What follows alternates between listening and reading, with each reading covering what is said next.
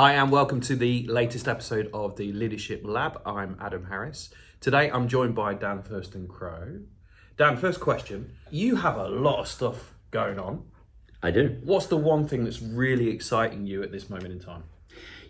I think what's exciting is we are in really unusual times. And, I think we're sort of ostensibly coming out of a COVID affected area, but the reality is we are still experiencing just so much fallout in so many areas of life around that. I am, if you ask anyone, I'm Pollyanna. I'm always about everything is going to be awesome and cool. And there are so many opportunities in all of the challenges that we face, because we're not just kind of semi-post COVID. We've also, we've seen climate effects happening across Taranaki. There's a lot of, the cost of living crisis. There's a lot of equity issues and social difficulty that's arisen out of what we're facing. And as much as I absolutely empathize with everyone who's struggling with that, these are all opportunities to really look at what we're doing and make new ways of being that are better for us and better for the planet. So that kind of concept around always being opportunistic and seeing things as creating opportunity, have you always had that? Yeah, I was lucky enough to have parents who, I was brought up on a farm. So like super pragmatic and realistic about what's going on. But both my parents were always like, whatever's going on, we'll deal with it. And we are in control of our own destiny. Mm-hmm. So I had really good modeling in that way. And I think my whole family has got that attitude of we're quite self-sufficient. We are capable of kind of creating the situations that we want. And ultimately, we are the architects of our destiny. So let's talk about that self-sufficient. Because you kind of live in a slightly alternative way. Do you want to share? Slightly alternative. So I'm running for New Plymouth District Council, and yet I do not live in the New Plymouth District. I live in East Taranaki in a bus, off the grid.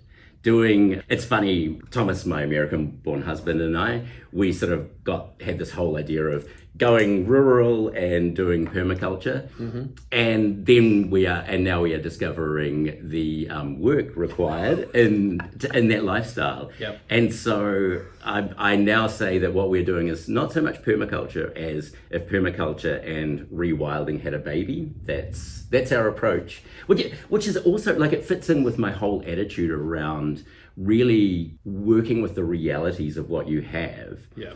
And just making the best out of it without, a kind of a no bullshit approach, and just being real about the resources it takes to do the things that you need to do. So all of that going on, when was the last time you said no to anything? That is my Achilles heel. Let's not talk about that. No, Adam, no. So you're going to say no to me. Is it just because you just get so excited and you see the opportunity and everything that you just like, I've got to find a way of being involved?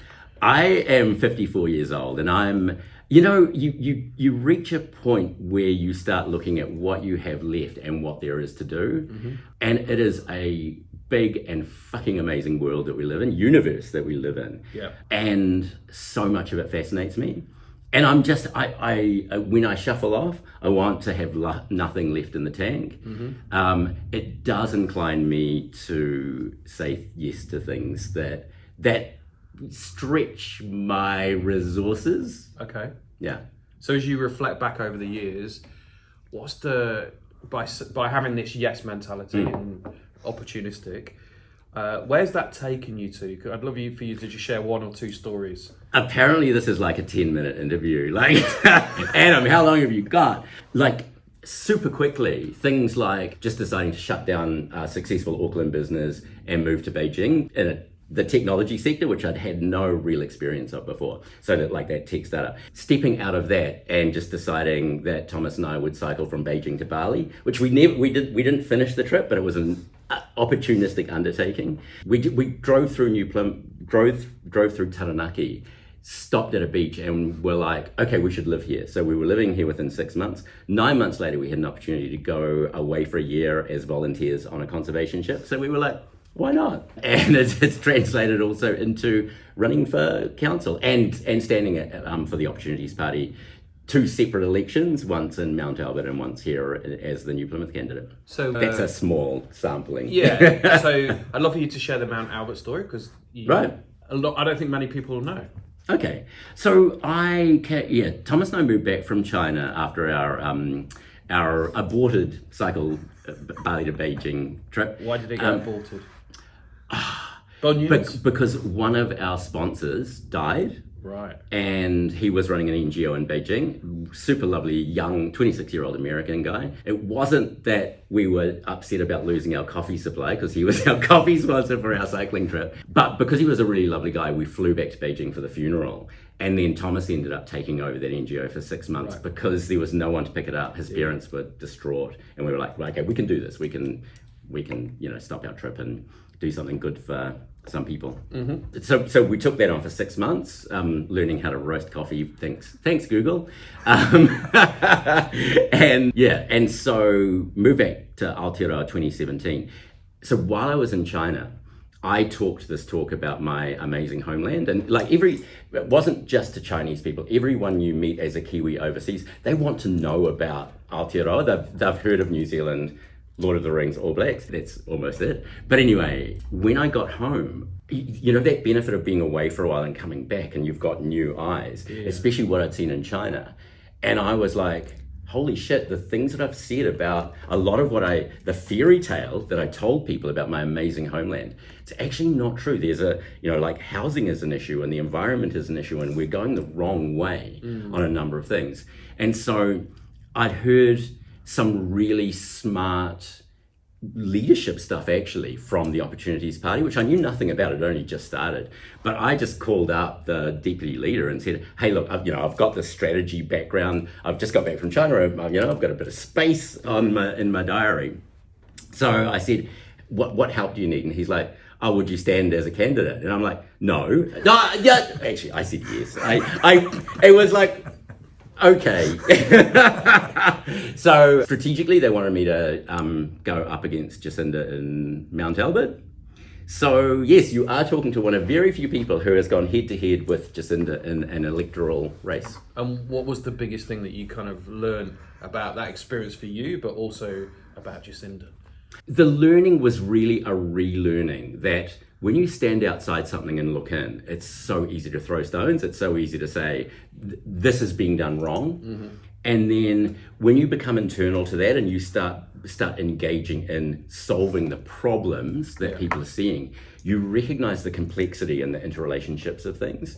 So there are a couple of things. One is, it's really tempting to take things at face value. Nothing really just is its face value. There is so much. For every societal ill that we see or every problem we encounter, there's a whole system behind it that has led to it. So that was one part. Things are much more complicated than they look. And the other part is the need for truth, the need to just be really truthful about the reality of what you're seeing. Mm-hmm. It's like, I could have gone on in my Pollyanna fairy tale, everything's fine about Aotearoa. It's actually not. And we've got to start grappling with the gritty realities that we're dealing with. We are facing some really serious issues. I don't identify as being a politician, but I do think that politics is fundamental to our ability to solve the problems that we're all facing. And Jacinda? I have never met her. She was the leader, so Labour was kind of absent from our debates. Yeah, so have never met her. She was doing the leadership thing, I was doing the Mount Albert thing. But yeah, there was a lot to learn about campaigning and really encountering the Jacinda mania that actually existed at the time and really talking about what that was about. Because again, a lot of that wasn't really about grappling with reality. It was the personality politics that I think is quite devastating for us actually as a nation and around the world, if we're honest.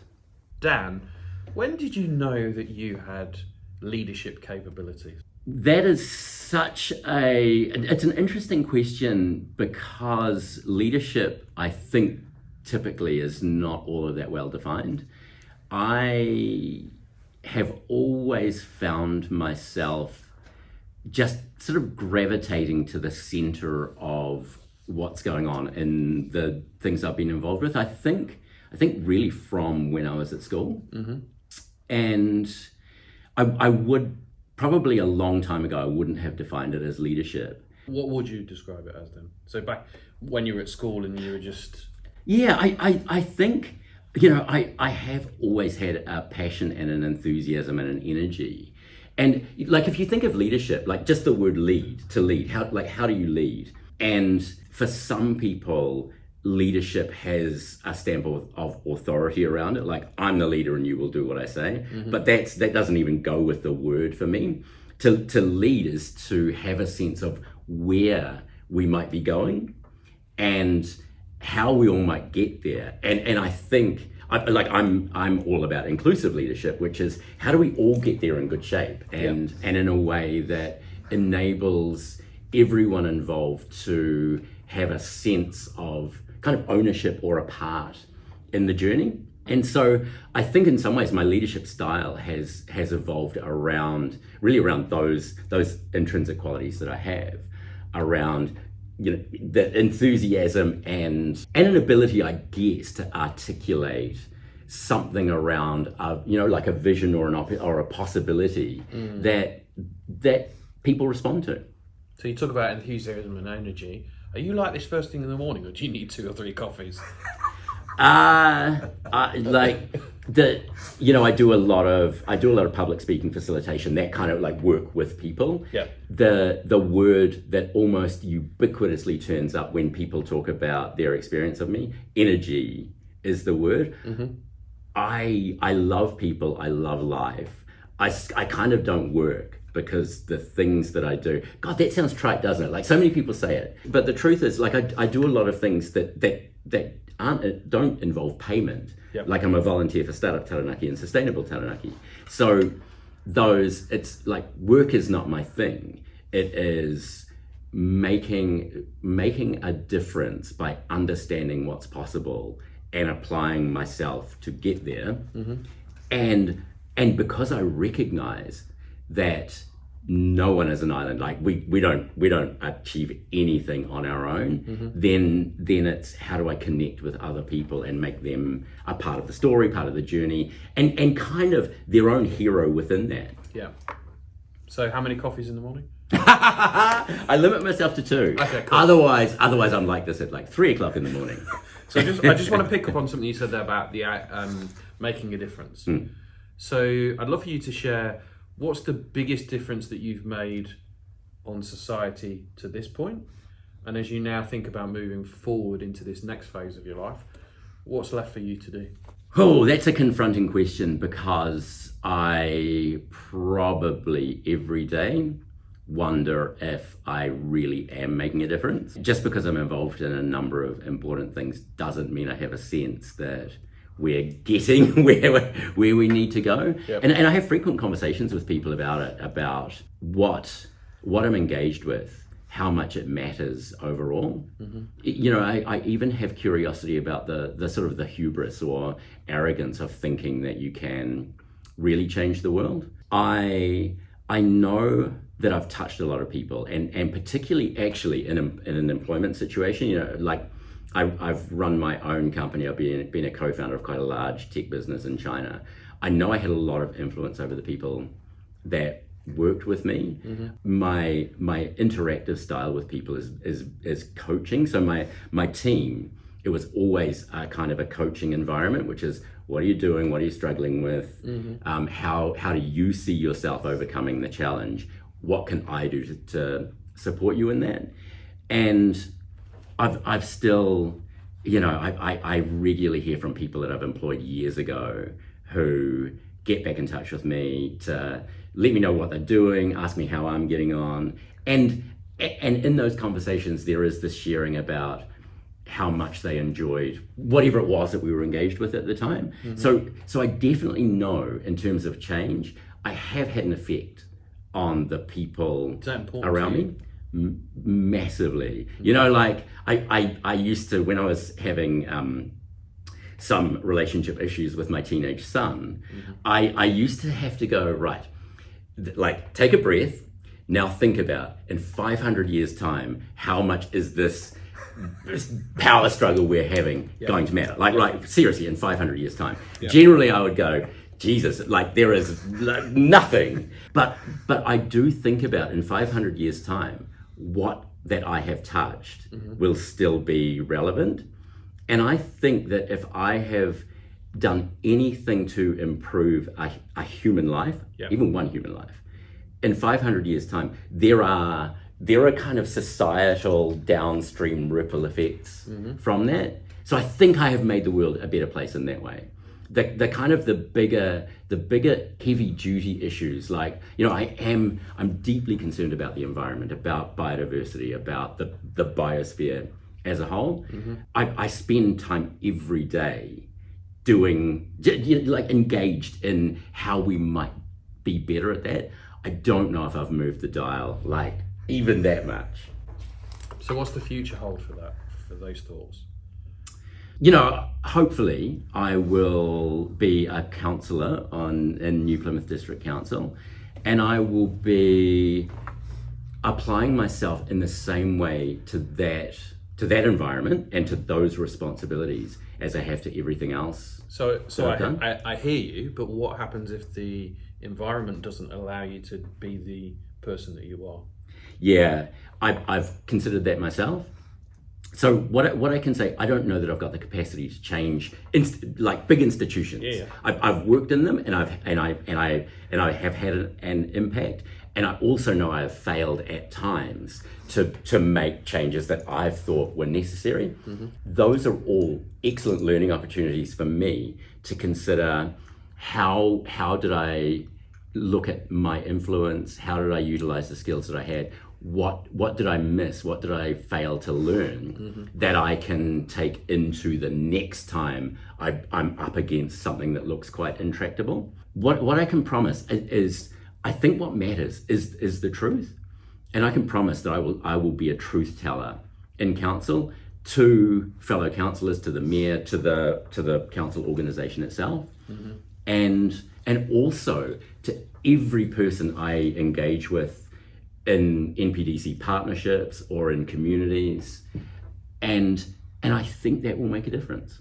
I don't, it won't fix the world, but whether it's through role modeling or just building a more culture around being desperately honest with the truth, so that we can really solve the actual problems and not be spinning and just trying to make ourselves look good or make people comfortable, like, placating people.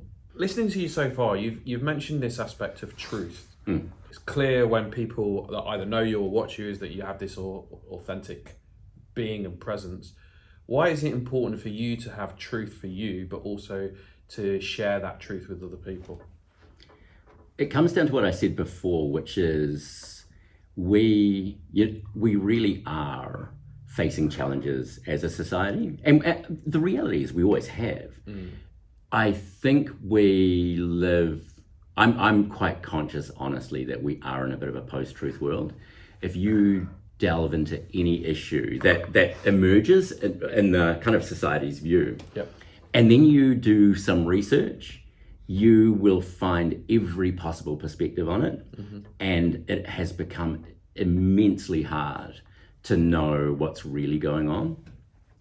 And humans have evolved to be incredible problem-solving organisms. We've got a massive capability in that area, but we can only utilize it if we're clear on what the situation is that we're in and what's possible to come out of it. So it's just essential for all of us. We can solve every problem we come across. We're a smart species if we're real about what it is. But if we spin, if we hide, then there's really no platform for people to come together and work together. And that, I think, is why we see so much division as well. And I don't blame anyone for the fact that we're really divided at the moment. But I do think our way of disseminating and accessing information is problematic in that way. You can, like, we have cognitive bias, confirmation bias. We will find the things that support our argument. So we have to somehow ascend out of that into a much more kind of real collective view on what's going on. So how would you recommend to people that they do try and descend upwards and have a more objective viewpoint on things? I have a practice myself, and I don't know if this works for everyone, but I deliberately, like, I'm signed up to newsletters for outlets that I really disagree with. When I am looking at an issue, I will go looking for the divergent view, and I'll do my best. Like, I have to, being a yes man, I have to be a bit careful, because I could spend my life, like, if you gave me a topic now, I could spend the rest of my life just delving deeper and deeper into what's available about it. So is that a thirst for the truth, or is that a thirst for knowledge or understanding? What is it? I don't rate knowledge particularly, because knowledge is quite transient. I think we used to know that the earth was flat. Yep. The understanding is much more important. Ultimately, I guess a motif for me is problem solving. And so this is like as a strategist, my professional approach is find problems and understand them so that a realistic solution can be taken. And I used to, when I ran my creative agency, I had daily fights with clients because they would be like, here's the problem, so we need this solution. And I'm like, that problem is not the problem. And and battles would ensue. Like, they would get really frustrated with me because I would just turn into this rock. It's like, no, we're not going to jump to a solution until we've really interrogated the problem and worked to understand why it exists, what led to it. It's not just, nothing exists in a vacuum. It's interesting because as a coach, I always say the issue is not the issue. We need to kind of delve and go deeper. If you weren't holding a pen, I'd high five you. We can still There we go. Lefties. Right, okay. Let's just take you back then. So who's the one or two people that really have impacted your life and have been kind of mentors, consciously or subconsciously? Yeah. The first important mentor I had was my father. And it was like anti-mentor because we just did not get on. But there are two things about that. One is I came to understand that he was trying to do his best for me. And I think I've come to recognize that people don't have to know you to be trying to serve you. And they don't even have to get it right. There's something about just creating that environment in which you get to reflect on yourself through someone else. But also, that whole Pollyanna thing I have.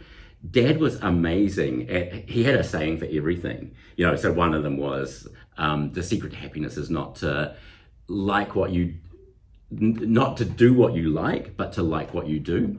And another one was the Plato saying, there are two things you should never be angry about, the things you can change and the things you can't. And he lived that. These weren't just things he threw out. This is how he lived his life. I grew up just absorbing that. And it just makes sense to me. The truth is probably two other mentors. One is my failed business in America, leadership coaching business. My business partner there taught me an enormous amount, for better and for worse. It did not end well, but it was really valuable again to just engage with someone on trying to make something happen and recognize where things work and where things don't, and where kind of personal issues kind of thwart good intentions. But I am, I exited my Chinese business in 2016. I am still working on projects with the CEO. That particular business didn't end well for our relationship, but he has flown to New Plymouth from Beijing for meetings with me. When we joined the ship, the volunteer ship, he flew to Seattle and spent 2 days in meetings with me. And we are learning. We started in business together in 2008, and we are still in 2022 learning how to work together and learning how to accept each other's strengths and weaknesses and work with that. And that the duration of that relationship and the highs and lows, but the fact that we've stuck with it, we're still we still this is a values alignment thing, right?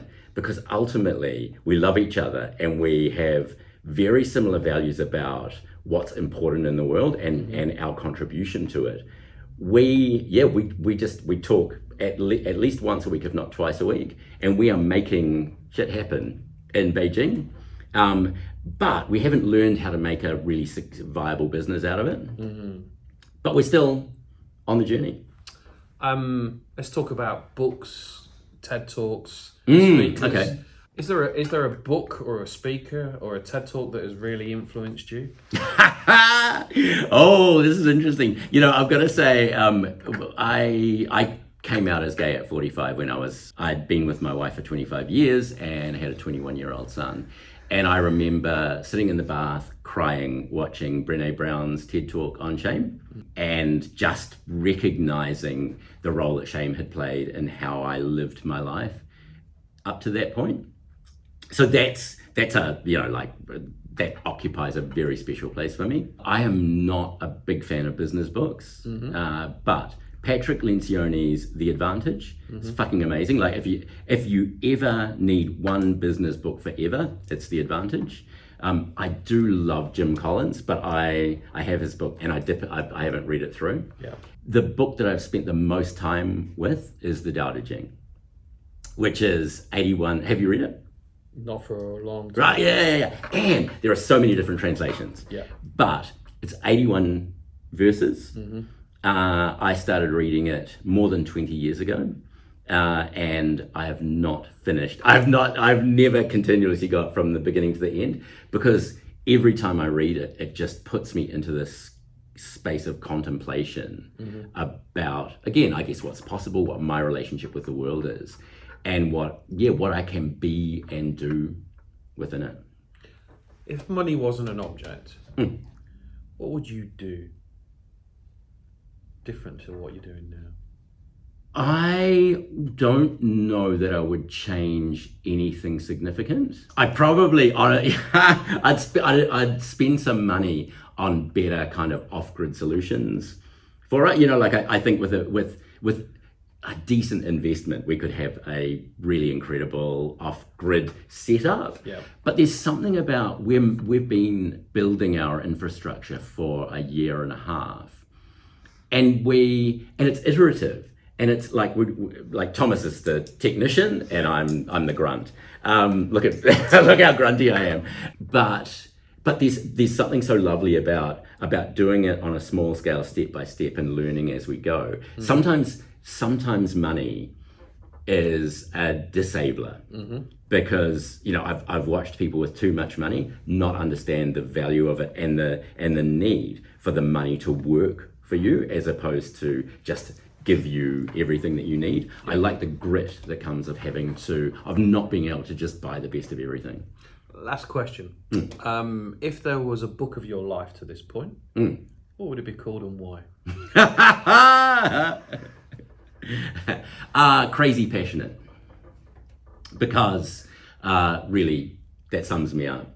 I'm a little bit off the scale, and in terms of my kind of compositions, like sort of mentally, cognitively, emotionally, spiritually, I am quite an intense cauldron of things, but that kind of zest that I have for everything, that it goes to everything.